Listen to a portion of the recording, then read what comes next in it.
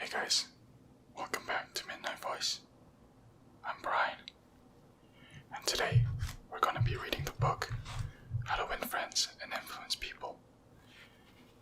And as you guys can see, the cover of the book is destroyed because I've had this book for a very long time.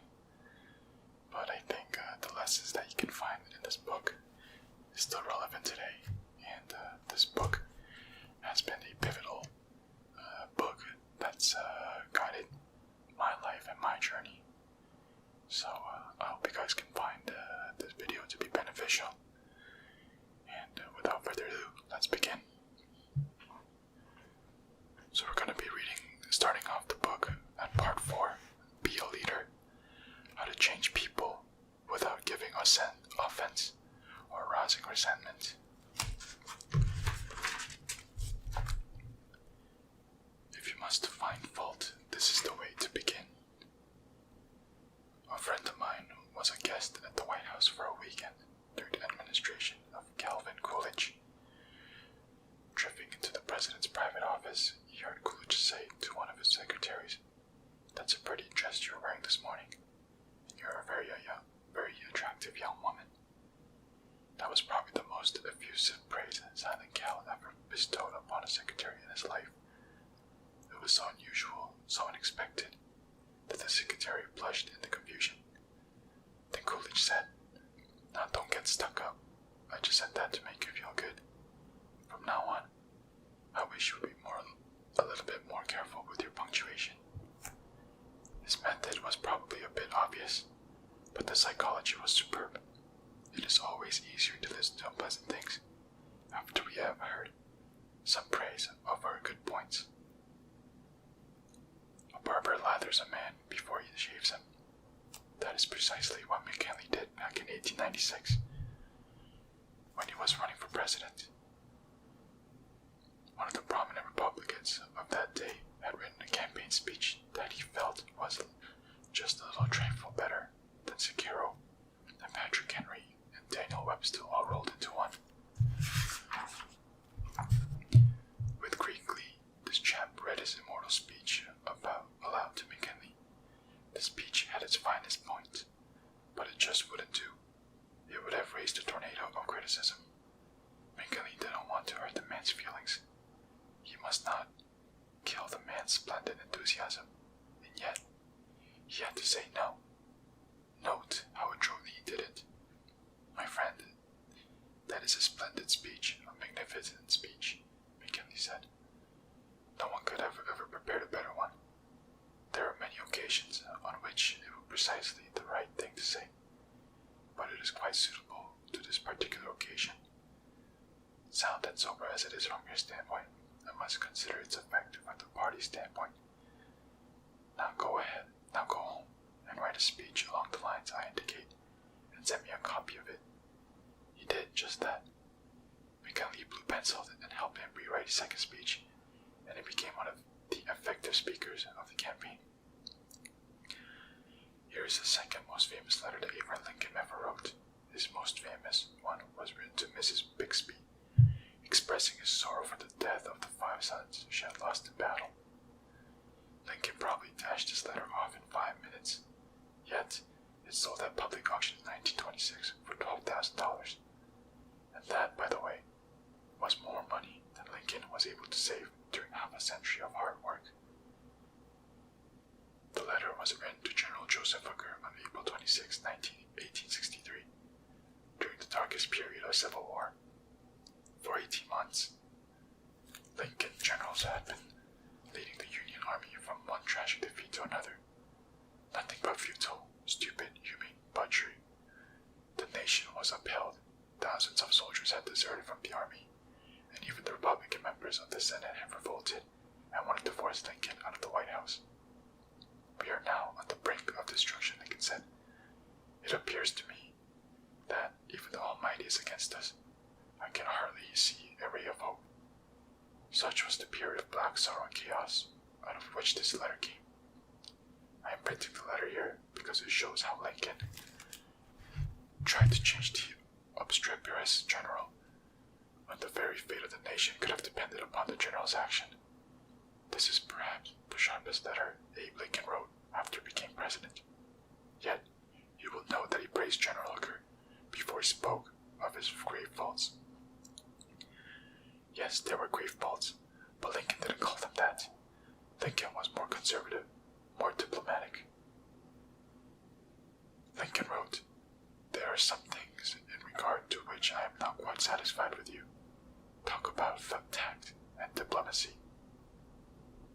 Here's the letter, addressed to General Hooker.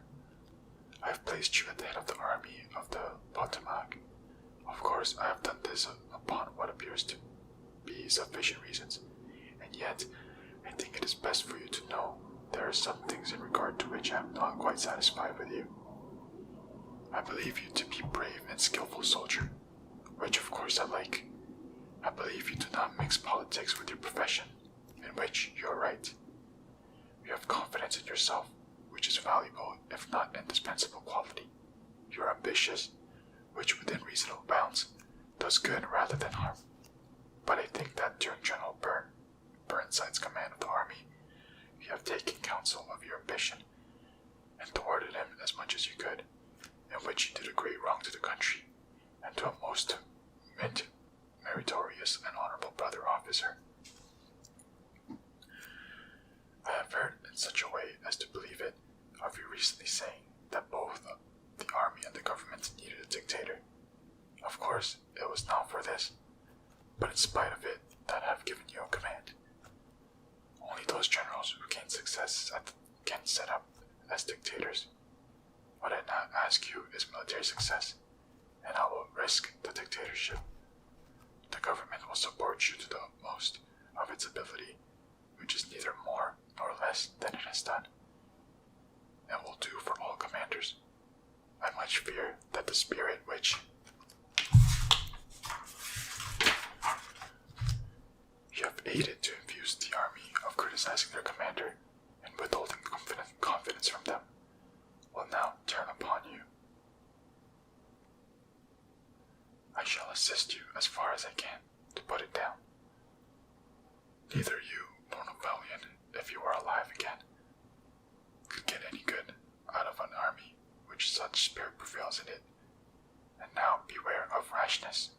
Beware of rashness, but with energy and sleepless vigilance, go forward and give us victories. You're not Coolidge, a McKinley, or Lincoln. You want to know whether this philosophy will operate for you in everyday business contacts. Will it? Let's see. Let's take the case of W.P. Gaw of War Company, Philadelphia. The War Company had contracted to build and complete a large office building in Philadelphia by a certain specified date. Everything was going along well. The building was almost finished, when suddenly the subcontractor making the ornamental bronze work to go on the exterior of this building declared that he couldn't make delivery on schedule. What? An entire building held up, heavy penalties, distressing losses, all because of one man. Long-distance telephone calls, arguments, heated conversation, all in vain. The Mr. Gaw was sent to New York to beard the bronze lion in his den. Do you know you're the only person in Brooklyn with your name? Mr. Gaw asked the president of the subcontracting firm shortly after they were introduced. The president was surprised. No, I didn't know that. Well, said Mr. Gaw, when I got off the train this morning, I looked in the telephone book to get your address, and you're the only person in the Brooklyn phone book with your name. I never knew that, the subcontractor said. He checked the phone book with interest. Well, it's an unusual name, he said proudly. My family came from Holland and settled in New York almost 200 years ago. He continued to talk about his family and his ancestors for several minutes. When he finished that, Mr. Gaw complimented him on how large a plant he had and compared it favorably with a number of similar plants he had visited. It is one of the cleanest and neatest bronze factories I have ever saw. I've spent a lifetime building up this business, the subcontractor said, and I am rather proud of it. Would you like to take a look around inspection, Mr. Gaw complimented the other man on his system of fabrication and told him why it seemed superior to those of some of his competitors. Gaw commented on some unusual machines, and the subcontractor announced that he himself had invented those machines. He spent a considerable time showing Gaw how they operated and the superior work they turned out. He insisted on taking his visitors to lunch. So far, mind you, not a word has been said about the real purpose of Gaw's visit. After lunch, the subcontractor said, Now get down to business. Naturally, I know why you're here. I didn't expect that our meeting would be so enjoyable. You can go back to Philadelphia with my promise that your material will be fabricated and shipped. Even if other orders have to be delayed. Mr. Gaw got everything that he wanted without even asking for it. The material arrived on time, and the building was completed on the day of the completion contract specified. Would this have happened had Mr. Gaw used the hammer and dynamite method generally employed on such occasions? Dorothy Wroblewski. Sorry guys, let me just turn off the Google. Yeah, sorry guys. Dorothy Wroblewski, a branch manager of the Fort Monmouth, New Jersey Federal Credit Union, reported to one of her classes how she was able to help one of her employees become more productive. We recently hired a young lady as a teller trainee. Our contract with our customers was very good. She was accurate and efficient in handling individual transactions. The problem developed at the end of the day, when it was time to balance out. The teller came to me and strongly suggested that I fire this woman. She is holding up everyone else, because she is so slow in balancing out. I've shown her over and over, but she can't get it. She's got to go. The next day, I observed her working quickly and accurately when handling the normal day transactions, and when she was very pleasant with her customers. It didn't take long to discover why she had trouble balancing out. After the office closed, I went over to talk to her.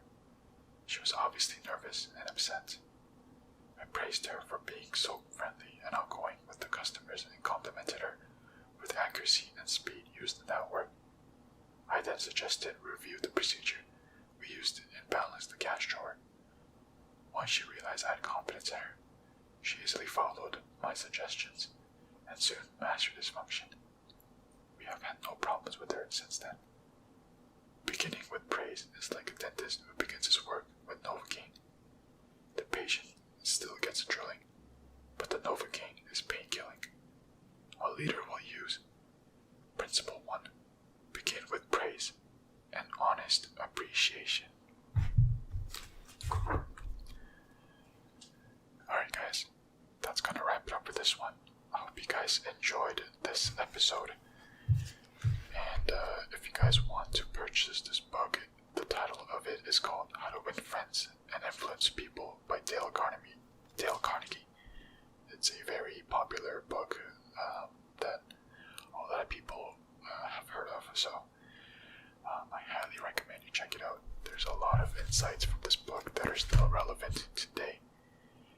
And yeah, that's gonna do it for this one, guys. Thank you for listening. This has been Midnight Voice, and I'll see you next time.